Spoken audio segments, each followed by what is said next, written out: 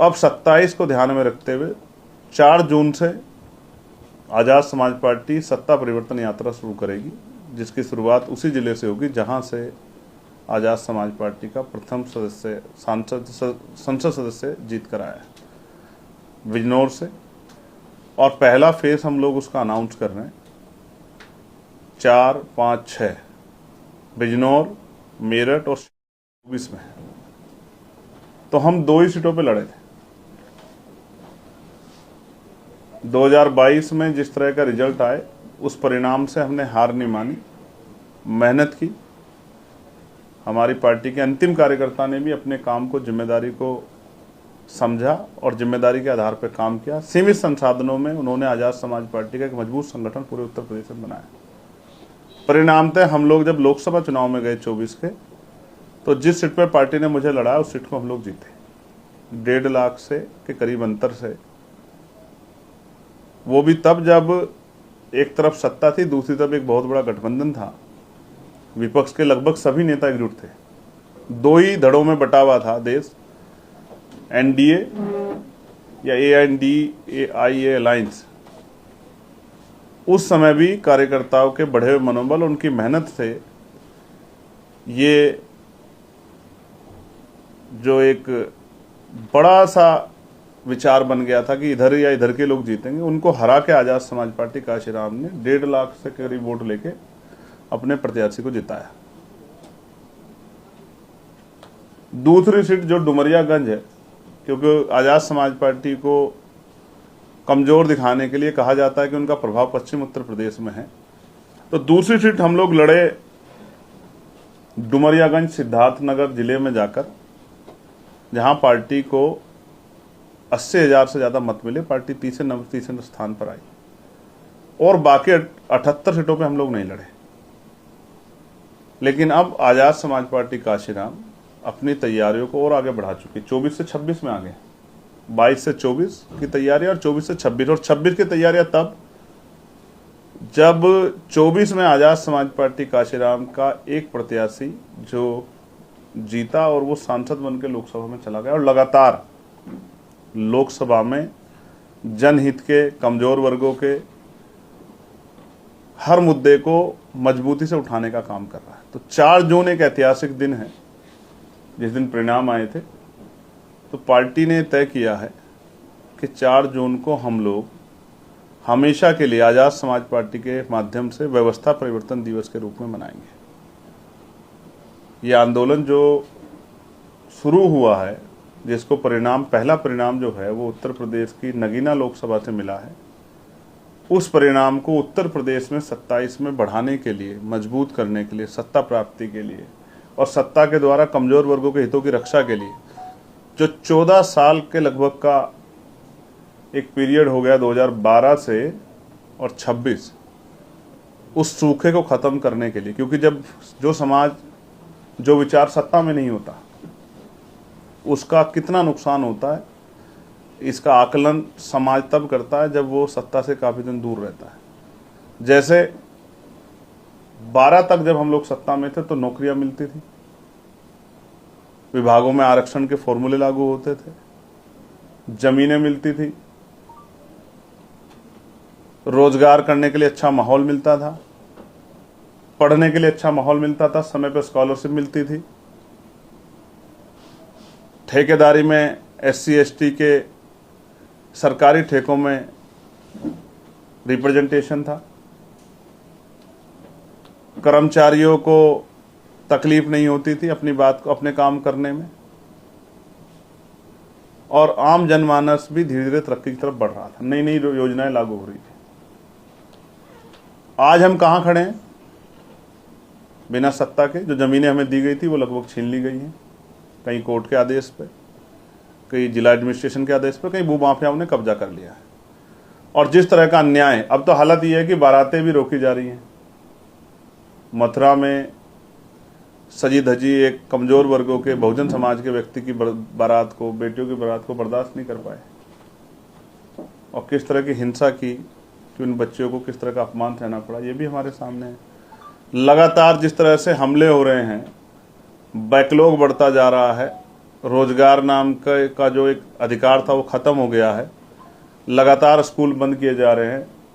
बढ़ती बिजली की किल्लत, हालांकि प्रीपेड मीटर पे जो सबसे बड़ी लड़ाई लड़ी गई पार्लियामेंट में वो आज़ाद समाज पार्टी के सांसद ने लड़ी, जिसके बाद पूरे उत्तर प्रदेश में बिजली का मीटर, प्रीपेड मीटर को हटाना पड़ा सरकार को उस विरोध के बाद, क्योंकि सरकार उसको लगातार लगा रही थी, उत्तर प्रदेश की जबरन लगा रही थी। और लोकसभा में मंत्री जी ने जवाब देते कहा कि ये रेगुलेटरी नहीं, ऑप्शनल है, स्वैच्छिक है, कोई लगवाना चाहे लगवा ले, नहीं लगवाना चाहता उसकी मर्जी है। लेकिन उत्तर प्रदेश की ट्रिपल इंजन की सरकार लगा रही थी। जब विरोध हुआ, आंदोलन हुए, तो मजबूरी में सरकार को पीछे हटना पड़ा। पंचायतों के चुनाव नहीं कराए जा रहे हैं, पर्यवेक्षक नियुक्त कर दिए गए हैं, क्योंकि सरकार की मंशा ही नहीं थी। मैंने बार बार कह रहा था कि आज़ाद समाज पार्टी उत्तर प्रदेश में ग्रामीण क्षेत्रों में ऐतिहासिक रिजल्ट इस बार देगी। तो अब 27 को ध्यान में रखते हुए 4 जून से आज़ाद समाज पार्टी सत्ता परिवर्तन यात्रा शुरू करेगी, जिसकी शुरुआत उसी जिले से होगी जहां से आज़ाद समाज पार्टी का प्रथम संसद सदस्य जीत कर आया है, बिजनौर से। और पहला फेज हम लोग उसका अनाउंस कर रहे हैं 4, 5, 6 बिजनौर, मेरठ और शामली। उससे पहले हमने 18 मंडलों में सम्मेलन किए थे, 8 बड़ी रैलियां की थी, मुस्लिम समस्या और संवाद के नाम से कार्यक्रम किया था। उसके साथ साथ जो है पिछड़ा वर्ग अधिकार सम्मेलन किया था। हम इस यात्रा के जरिए अपने मुद्दों को, जो हम 27 में चाहते हैं, उनके लिए जोर शोर से आवाज उठा के जन समर्थन हासिल करने का प्रयास करेंगे, लोगों से अपनी बात रखेंगे, उत्तर प्रदेश की महान जनता से अपनी बात रखेंगे। और मुझे विश्वास है कि जैसे हमारी बात उन तक जाएगी और उनका आशीर्वाद, उनका सहयोग हमें मिलेगा, तो उत्तर प्रदेश में एक बहुत बड़ा क्रांतिकारी परिवर्तन होगा। और जो पॉलिसी हम लोग लेके जनता के बीच में आए हैं, चाहे वो कॉमन एजुकेशन पॉलिसी कक्षा 1 से 12 तक, और आज कक्षा 1 से 12 का ही नहीं, मैं आपसे कहना चाहता हूं, जिस पॉलिसी का मैं जिक्र करूंगा, आप बड़े बड़े सत्ताधारी दल भी, विपक्ष के लोग भी उस बात को जिक्र करेंगे। आप मेरी बात को उनके आगामी पीसीओ में सुन लेना। मैं चाहता हूं मेडिकल की पढ़ाई भी फ्री हो। मैं चाहता हूं कोई पत्रकार बनना चाहता तो मास कम्युनिकेशन की पढ़ाई भी फ्री हो। कोई इंजीनियर बनना चाहता उसकी पढ़ाई भी फ्री हो। कोई वकील बनना चाहता है, LLB LLM करना चाहता है, उसके लिए भी उसकी पढ़ाई भी फ्री। क्यों फ्री हो? क्योंकि हमारे महापुरुष ये कहते थे कि ये आपको सब कुछ दे सकते हैं लेकिन शिक्षा नहीं देंगे। आज हिंदी मीडियम के और प्राइमरी स्कूल जिस तरह बंद किए जा रहे हैं, तो शिक्षा का जिस तरह बाजारीकरण हुआ है, तो कल हमारे बच्चे कंपटीशन नहीं मुकाबला कर पाएंगे। तो इसलिए चाहे वो एजुकेशन पॉलिसी हो, चाहे कॉमन हेल्थ पॉलिसी हो, चाहे एम्प्लॉयमेंट पॉलिसी हो, चाहे वो अति पिछड़े समाज को 15% अतिरिक्त आरक्षण हो 27% से बढ़ा के, चाहे वो बिजली का 300 यूनिट बिजली का विषय हो, चाहे प्रीपेड मीटर के खात्मे का विषय हो, चाहे ग्रामीण क्षेत्रों को स्मार्ट सिटी बनाने वाली सरकार तो नहीं बना पाई, लेकिन ग्रामीण क्षेत्रों में को जो है उद्योग से जोड़ के और ग्रामीण गाँव का विकास करने का विषय हो, चाहे वो आशा, आंगनबाड़ी, भोजन माता, पंचायत सहायक, रोजगार सेवक, होमगार्ड, PRD के जवान बहन भाइयों के लिए वेतन वृद्धि हो या सामान्य वेतन हो, चाहे सफाई कर्मचारी के लिए पक्की नौकरी हो, ठेकेदारी की नौकरियां खत्म करना हो, ये जो पूरे विषय हम लोगों ने बनाए, चाहे पर्यावरण का विषय हो, चाहे शहरी क्षेत्र में आवास देने का विषय, ये सारे विषय आजाद समाज पार्टी लेके जनता के बीच में जाएगी और जाके जनमत हासिल करने के लिए लोगों से उत्तर प्रदेश की महान जनता से अपील करेगी। और मुझे उम्मीद है कि ये यात्रा एक बहुत बड़ा परिवर्तन उत्तर प्रदेश में खड़ा करेगी। और ये यात्रा मैं फिर बताना चाहता हूँ, फर्स्ट फेज के बाद ये पूरे उत्तर प्रदेश की गली गली गांव गांव जाएगी और जाके हमारे कार्यकर्ता, हम सब लोग मिलके एक एक परिवार को जागरूक करके एकजुट करने का काम करेंगे, आज़ाद समाज पार्टी के समर्थन में खड़ा करने का काम करेंगे और सत्ता के द्वारा व्यवस्था परिवर्तन के काम को आगे बढ़ाने का काम करेंगे। आज क्या हालात है?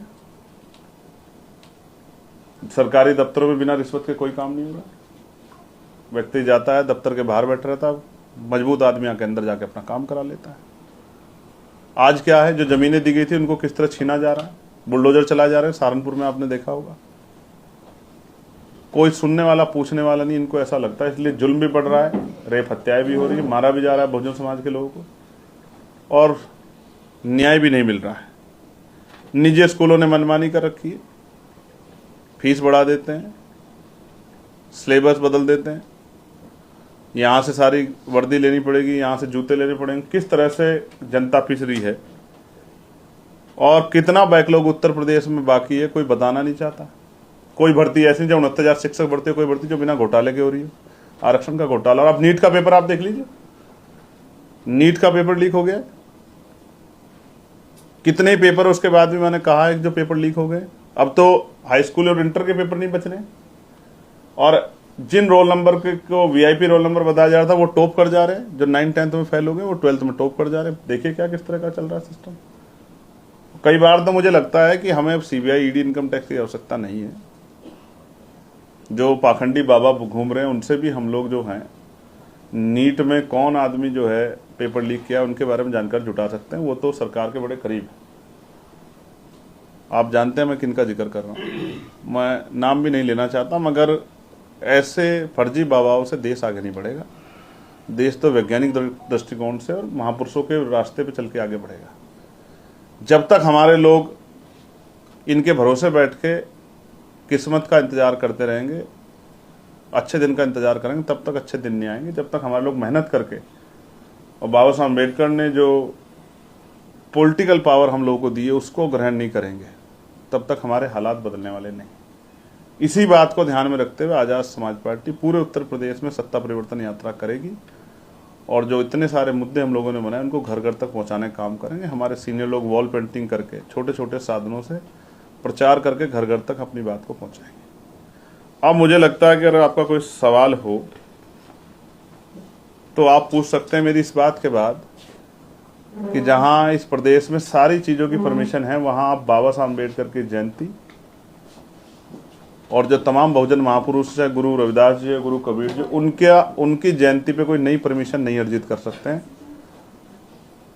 और जिस तरह से लखनऊ में जहां डॉक्टर सविता अम्बेडकर जी ने बाबा साहब अम्बेडकर की अस्थियों को, अस्थि कलश का जहां स्थापना की थी, जहां बोधि वृक्ष लगा, जहां धम्म चक्र लगा, उसको जिस तरह से सरकार छीनने की कोशिश कर रही है, इन सब चीज़ों का जवाब हम लोग सड़कों पर उतर के जनता के माध्यम से सरकार को देंगे। ये बात भी मैं सरकार को आपके माध्यम से बताना चाहता हूँ। नाउ टर्न इज योर, अगर आपके पास कोई सवाल है तो आप पूछ सकते हैं। एक सवाल पूछना चाहता हूँ मैं कि अभी जो है तमिलनाडु में जिस तरह से विजय थालापति सीएम बन गए हैं, उसको देखते हुए कई सारे जो आपके समर्थक हैं वो बोल रहे हैं कि उत्तर प्रदेश में आप भी कुछ ऐसा परिवर्तन लेके आ सकते हो, आप सत्ता परिवर्तन जो है यात्रा भी निकाल रहे हो। लेकिन वहां पर जो हीरो है उसके पास करोड़ों की संपत्ति है, उसकी पिक्चर है, करोड़ों का बिजनेस करती हैं और काफी सारे सपोर्टर हैं। आप कैसे करोगे? सपोर्टर उनके पास मुझसे ज्यादा नहीं हो सकते हैं। उनके पास सिर्फ सपोर्टर है। आजाद समाज पार्टी के पास सिर्फ सपोर्टर नहीं है, बहादुर योद्धा भी हैं, जो पिछले 2014 से और 12 साल से सरकार का मुकाबला कर रहे हैं, आंखों में आंखें डाल के, और देश भर में कर रहे हैं। जेल भी जाना पड़ता है, अभी अमरज्योति जी जेल गए, कई हमारे पदाधिकारियों को जेल भी जाना पड़ता है, मुकदमे भी झेलने पड़ते हैं, लाठियां भी खानी पड़ती है। तो अच्छा है, उन्होंने अच्छा किया। हालांकि वैचारिक रूप से हम लोग स्टालिन को पसंद करते हैं, पेरियार साहब की विचारधारा को, लेकिन अब जनता ने उनको अवसर दिया, उनके ऊपर जिम्मेदारी है कि वो अच्छा करके दिखाए। लेकिन उससे नौजवानों में, हमारे नौजवान कार्यकर्ता में एक बल तो पैदा हुआ है, उनकी भी इच्छा प्रबल हुई है कि जब 2 साल पुरानी पार्टी अपनी ताकत बना सकती, तो हम तो उत्तर प्रदेश में बेस वोट पर आधारित आंदोलन है बहुजन समाज का 85% का, तो हम भी उत्तर प्रदेश में एक बड़ी शक्ति बन सकते हैं। ऐसा उनके अंदर बल पैदा हुआ है। सर, योगी जी ने यूपी में मुसलमानों को टाइट कर दिया है कि रोड पर नहीं नमाज पढ़ोगी, तो क्या उनका ये बयान उचित है? नहीं, उनका बयान उनकी विचारधारा के अनुरूप बिल्कुल उचित है, क्योंकि उनको पता है अगर वो ये नहीं कहेंगे और अपने वोटर्स पे मुसलमानों को टाइट करने का जो है सीगुफा नहीं छोड़ेंगे, तो ऐसा उन्होंने कुछ किया नहीं है कि जनता उनको वोट देगी। जिस तरह से इस सरकार में कमजोर वर्गों के घर पे बुलडोजर इनकाउंटर हुए हैं, और सिर्फ घरों पे नहीं, मस्जिदों पे, इबादत गाह जो है, खानकाहों पे, कब्रिस्तानों पे जो इस तरह के बुलडोजर चले हैं, और बहुजन प्रेरणा स्थलों पे जिस तरह का तिरस्कार हुआ, वो किसी छिपा हुआ नहीं है। तो मुख्यमंत्री भी इस बात को जानते हैं, वो सिर्फ यही नहीं बोलते, तो बंगाल में भी जाके यही बात कहते हैं। कानून सबके लिए एक समान है, और कानून सबके लिए एक समान ही होना चाहिए, सबको बराबर के अधिकार मिलने चाहिए। क्या तो सड़क किसी के लिए भी ना हो, वरना सबके लिए हो। और जब एक तरफ आप इस तरह की बात करते हैं तो आप संविधान का भी मजाक उड़ा रहे होते, जो संविधान इस बात की इजाजत आपको नहीं देता, जो हर धर्म को उनकी आस्था को प्रोटेक्ट करने का अधिकार देता, आप उसका भी मजाक उड़ा रहे होते हैं। तो ये सरकार जो भारतीय जनता पार्टी की संविधान विरोधी सरकार है, हमारे लोगों को इसको समझना पड़ेगा और इनको जवाब देने के लिए किसी मसीहा का इंतजार करने के बजाय उस खुद संघर्ष के रास्ते पर आना पड़ेगा, तभी बदलाव हो पाएंगे। यूपी में आप पहले से ही कई सभाएं कर रहे हैं, तो अब सत्ता परिवर्तन की आवश्यकता क्यों, और ये कैसे अलग होने वाला है? नहीं, हमारे बहुजन समाज को सत्ता की आवश्यकता है, और सत्ता जब तक परिवर्तन नहीं होगी तो फिर तब तक सत्ता हमारे लोगों तक कैसे पहुंचेगी। जब हमारे लोगों पर सत्ता आएगी, जिन पॉलिसियों को हम लागू कराना चाहते तभी तो हम लोग उनको लागू करा पाएंगे। भाई हमारी जो पॉलिसी उनको, जो वर्तमान की सरकार है वो तो लागू करनी से रही, वो तो वो पॉलिसी लागू करेंगे जिनसे उनका भला होगा, उनके दल का, उनके पार्टी कार्यकर्ताओं का। हम वो पॉलिसी लागू करेंगे जिनसे 85% SC ST OBC मुस्लिम जैन सिख बौद्ध जो बहुजन समाज के लोग, उनका भला होगा। महिलाओं के लिए जो हम कह रहे हैं, सरकार ने महिलाओं को कहाँ रोजगार दिया, आप बताओ। ग्रामीण क्षेत्रों में क्या सरकार महिलाओं को रोजगार नहीं दे सकती थी?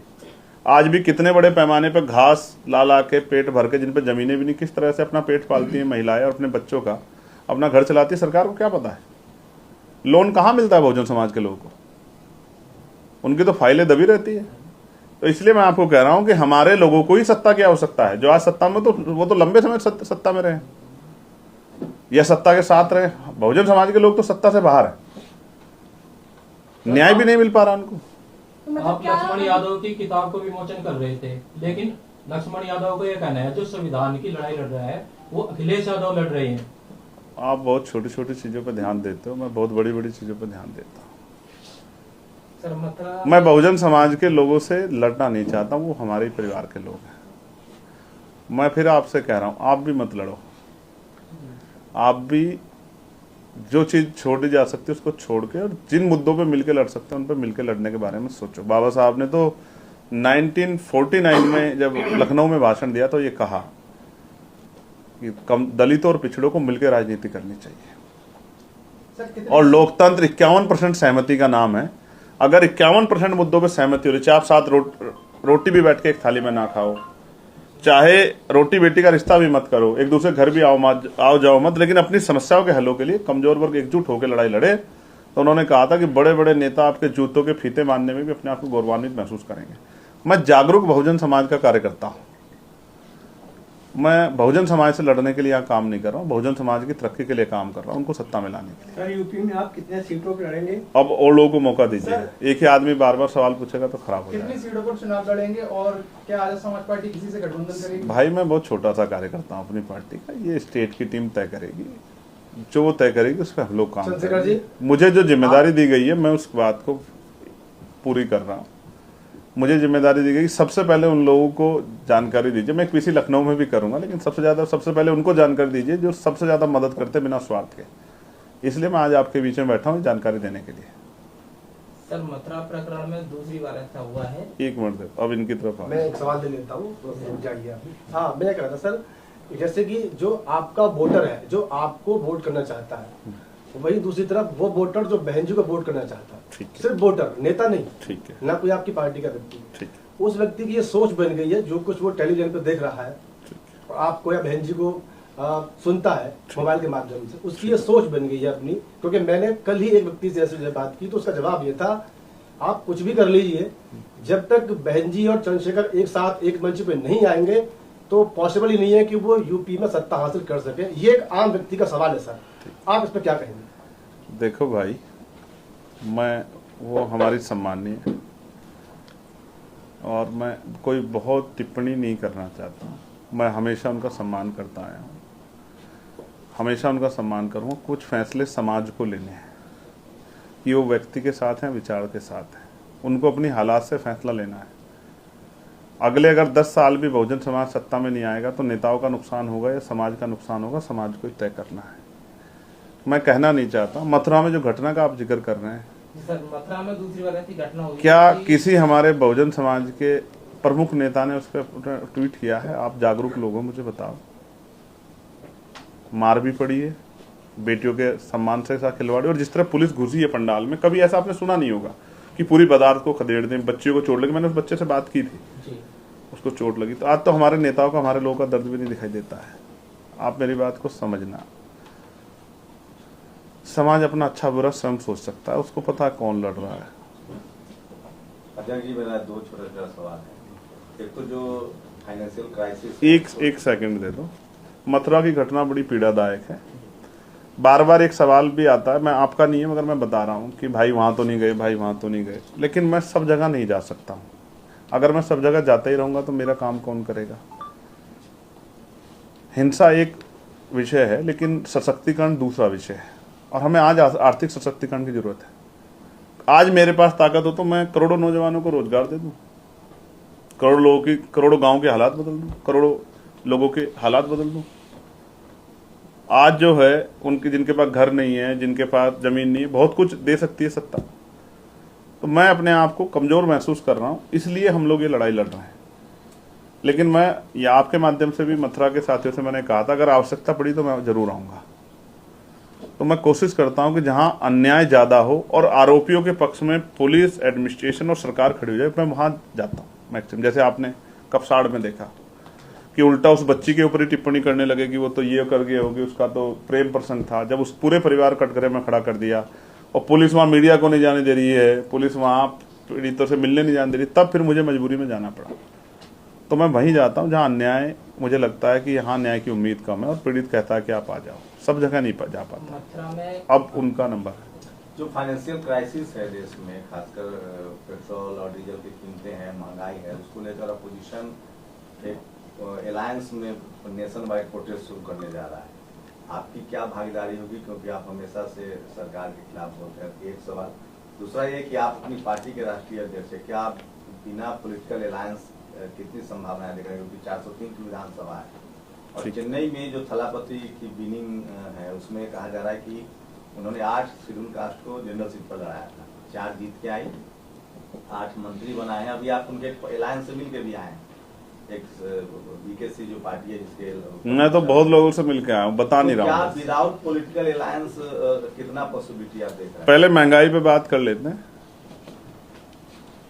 विपक्ष कितने समय से चुप है महंगाई पे। विपक्ष ने पूरा मौका दिया है सत्ता को कि वो लोगों की जेब काट सके। और ये विपक्ष कहाँ है? ये विपक्ष बंगाल में एक दूसरे के सामने लड़ रहा था, ये विपक्ष दिल्ली में एक दूसरे के सामने लड़ रहा था, हरियाणा में एक दूसरे के सामने लड़ रहा था, मध्य प्रदेश में एक दूसरे के सामने लड़ रहा था। और ये विपक्ष जो है केरल में भी एक दूसरे के सामने लड़ रहा था। ये विपक्ष है ये। मुझे तो कहीं से विपक्ष नहीं नजर आता। हम आजाद समाज पार्टी के माध्यम से जो लड़ाई हमें लड़नी है, और इस विपक्ष के लिए कभी हमारे मुद्दे भी नहीं होते हैं, चाहे वो 13 पॉइंट रोस्टर हो, चाहे वो SC/ST एक्ट पे हुआ आंदोलन हो, चाहे बहुजन प्रेरणा स्थल महापुरुषों के तिरस्कार से जुड़ा कोई विषय हो, ये नजर भी नहीं आता। कितना जुल्म होता है हमारे लोगों में, सभी की सरकारों में होता है। तो मेरे लिए तो हर कोई विपक्ष है जिस सरकार में हमारे लोगों के साथ अन्याय हो रहा है। आप भी जो सरकार में विपक्ष के लोग हैं, आपके सरकारों में भी बहुत अच्छा काम नहीं हो रहा था। इसलिए हम अपनी लड़ाई आजाद समाज पार्टी एक बड़ा प्लेटफॉर्म है, उसके जरिए लड़ेंगे। महंगाई पे भी लड़ेंगे, जन विरोधी नीतियों पे भी लड़ेंगे, और इस सरकार को सबक सिखाने के लिए जितना मजबूत हो सकते हैं उतनी मजबूत सड़क की लड़ाई को लड़ेंगे। और हम यात्रा भी तब शुरू कर रहे हैं जब गर्मी में निकलना बहुत मुश्किल है, लेकिन हम किसान कमेरों परिवार से आए हैं, तो हम निकलना भी जानते हैं और लड़ना भी जानते हैं। ये धूप, आंधी, तूफान, गर्मी, सर्दी हमारा रास्ता नहीं रोक सकती। हमें अपने लोगों के आंसुओं की चिंता है। कब तक हमारे लोग भूख प्यास से और तमाम तरह की असुविधाओं से मरते रहेंगे, हमें उनकी चिंता है। इसलिए अन्याय खत्म करने के लिए हम लोग हिम्मत लगा के लड़ेंगे और शानदार जो है परिवर्तन यात्रा होगी। रहा दूसरा सवाल आपका पॉलिटिकल अलायंस को लेके, तो मैं तो पॉलिटिकल अलायंस के लिए सभी से मिल के थक लिया, और ये इच्छा मेरी 2024 में पूरी हो गई थी। जब मैं इस अलायंस के लिए जाता हूँ और वो दूसरे लोग करना नहीं चाहते, तो इससे मेरे लोगों का मनोबल गिरता है। इसलिए मैंने दरवाजा बड़ा लगवा दिया, शंभू भाई आप भी आना। इतना बड़ा है कि किसी भी नेता की गाड़ी अंदर आ जाएगी। किसी को अगर अलायंस की इच्छा हो, दरवाजे सभी के लिए खुले, वो आए। और हम लोग तो 85% के लिए काम करते हैं, यहाँ तो 2-3% लोगों के लिए काम करने वाले लोग भी हैं। तो सबके लिए दरवाजे खुले हुए हैं, लेकिन अलायंस जो है वो आज़ाद समाज पार्टी और बहुजन समाज के मुद्दों के लेकर ही होगा, उसके बगैर नहीं होगा। ये बात मैं आपको बताना चाहता हूँ। बहुजन समाज के मुद्दे सर्वोपरि है और आज़ाद समाज पार्टी कार्यकर्ताओं के स्वाभिमान सम्मान की रक्षा करते हुए अलायंस होगा। ये बात मैं आपको कहना चाहता हूँ। अलायंस से मैं ना नहीं कर रहा हूँ, लेकिन टीवीके का तो कोई अलायंस नहीं था। जनता जब जिसके साथ खड़ी हो जाती उसको ताकत देती थी। दूसरी तरफ तो एक बड़ा अलायंस था और विपक्ष का अलायंस था वो। तो जनता जब किसी जुल्म के खिलाफ इनकलाब पैदा करती है तो फिर बड़ी बड़ी दीवारें ढह जाती है। ऐसा उत्तर प्रदेश में होगा, क्योंकि योगी आदित्यनाथ जी की सरकार, ट्रिपल इंजन की, मोदी जी अमित शाह की सरकार ने जिस तरह का जुल्म उत्तर प्रदेश में किया वो किसी से छिपा हुआ नहीं है। इस जुल्म का मुकाबला करने के लिए बहुजन समाज तैयार हो रहा है और वो अपनी वोट की चोट से इस बार जवाब देगा। सर, जनपद आगरा की 3 समस्या हैं, क्या आप सुनेंगे? नहीं, सुन तो लूंगा मगर मीडिया के उसमें नहीं है। मैं आपको फिर ये कह रहा बहुत जरूरी है। हूं, आप मुझे अलग से दे दो। सर, मैं फिर आपसे, मेरी प्रेस से जुड़ा हुआ वो है, मेरी प्रेस से जुड़े हुए मैं सवाल ले रहा हूँ, देश भर से जुड़े सवाल ले रहा हूँ। अगर डिस्ट्रिक्ट वाइज भी कोई दिक्कत है तो आप मुझे दे देना। मैंने सबसे इंटरव्यू कर लिया। किससे? आप मुझे दे देना, लिख के दे दो, मैं अभी उनका। पार्टी आई है उभर के सोशल मीडिया पर, कॉकरोच जनता पार्टी, क्या कुछ कहेंगे उसके बारे में? देखिए, कॉकरोच जनता पार्टी जिनका आपने सोशल मीडिया पे जिक्र किया है, अभी कुछ उस तरह का सोशल मीडिया पे एक उबाल तो है, कुछ उस तरह का कोई ऑथेंटिक कुछ तो नहीं दिख रहा है। तो बाकी हम तो विचारधारा पे आधारित लोग हैं। जो मुद्दे उठा रहे हैं उन मुद्दों को तो हम बहुत दिन पहले से उठा रहे हैं। शायद उनके पास कोई ऐसा मुद्दा नहीं होगा जिसको हम नहीं उठा रहे हैं।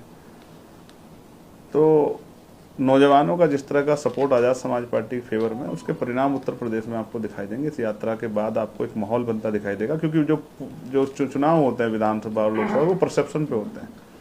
आज़ाद समाज पार्टी कार्यकर्ताओं ने भीमार में कहा बहुत मेहनत की है, अब उसको प्रदर्शन करने का वो है। मैं आपको निमंत्रण भी दूंगा कि आप आइएगा, आप आके देखिएगा किस तरह का जन सैलाब उमड़ेगा।